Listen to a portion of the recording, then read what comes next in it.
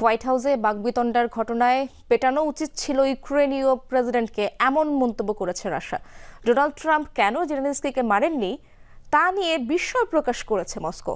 এদিকে সাবেক রুশ প্রেসিডেন্ট এক্স হ্যান্ডেলে ভলোদিমির জেলেনস্কিকে খ্যাপাটে শূকর আখ্যা দিয়েছেন।